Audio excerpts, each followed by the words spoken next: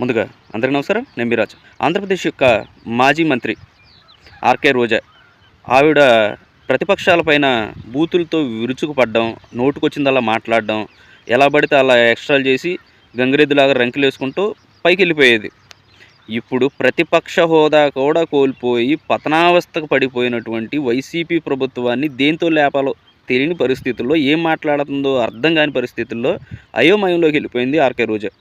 ఇప్పుడు ఇదేం మాట్లాడుతుందో ఒకసారి మీరు వినండి. కానీ ఇంత మంచి చేసి ప్రతి కుటుంబాన్ని కూడా సొంత కుటుంబం లాగా పేదరికాన్ని నిర్మూలించే విధంగా పరిపాలిస్తూ రాష్ట్రాన్ని అభివృద్ధి వైపు నడిపించినప్పుడు 11 సీట్లేంటి?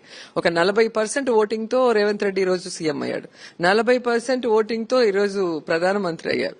మరి 40% ఓటింగ్ వచ్చిన జగన్మోహన్ రెడ్డికి 11 సీట్లేంటి? ఇది ఏంటి? కాబట్టి గుమ్మడికాయల దొంగ అంటే వీళ్ళు టీడీపీ వాళ్ళు జనసేన భుజాలు తడుముకుంటున్నారు. మరి ఎందుకు తడుముకుంటున్నారో వాళ్ళకే తెలియాలి.